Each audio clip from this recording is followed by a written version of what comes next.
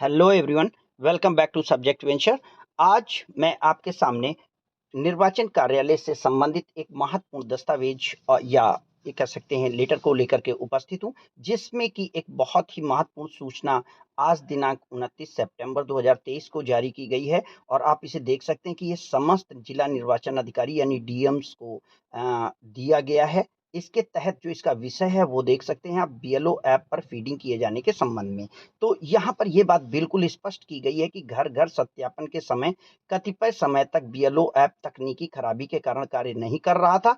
इसके कारण बीएलओ द्वारा बीएलओ रजिस्टर में मतदाताओं का संबंधित विवरण अंकन किया गया था।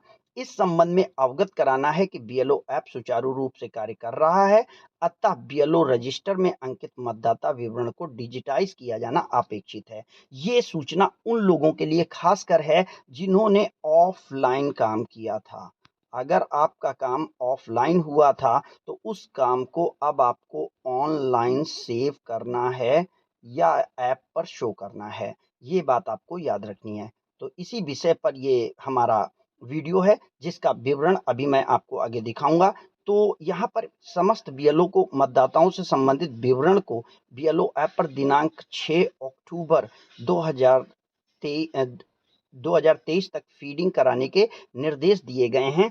और इसी क्रम में ये आपका लेटर जारी किया गया है मुख्य निर्वाचन अधिकारी द्वारा। तो आइए अब मैं आगे आपको प्रक्रिया बताना चाहूँगा कि कैसे हम बीएलओ ऐप के माध्यम से ऑफलाइन ऑनलाइन कार्य करके अपने मतदाताओं का डेटा बीएलओ ऐप पर सेव करेंगे।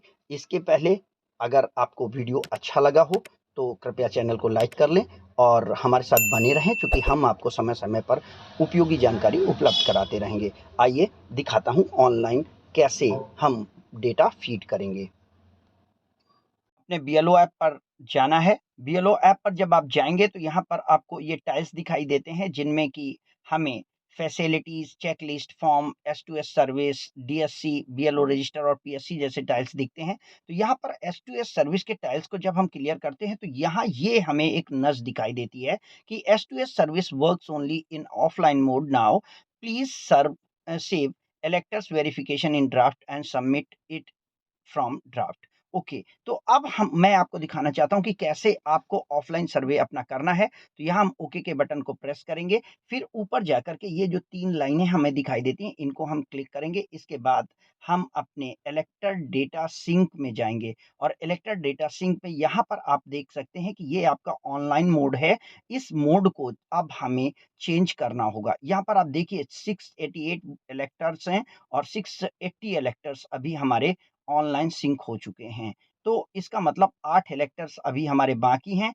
इनका हमें ऑफलाइन डेटा सेव करना होगा, सत्यापित करना होगा। तो मैं यहाँ पर ऑफलाइन टैब को क्लिक कर दूंगा। जब अब मैं ऑफलाइन टैब को क्लिक कर दूंगा, अब मैं फिर वापस यहाँ से चलता हूँ और मैं होम पर जाऊंगा। वहां पर अब मैं जब S2S के इस टाइल्स को टच करूंगा तो यहाँ पर हमारे सारे नॉट वेरीफाइड कैंडिडेट आ जाएंगे।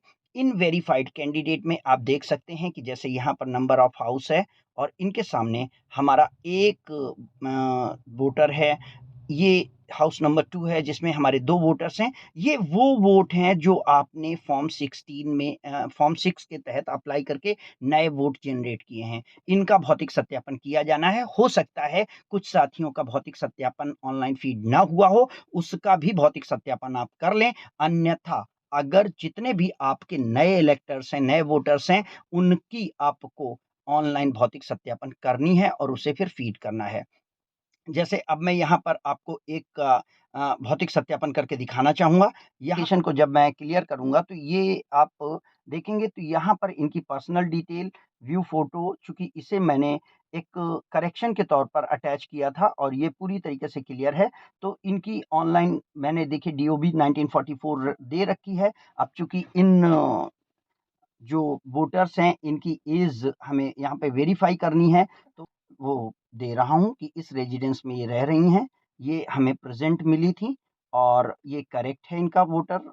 और इसके बाद इनका विजिट पे इलेक्टर्स हमें मिले। डीओबी डेटाबेस इनका कंप्लीट है क्योंकि इसका फॉर्म अप्लाई किया गया था और ये हमें सेम विजिट पर सेम मिली।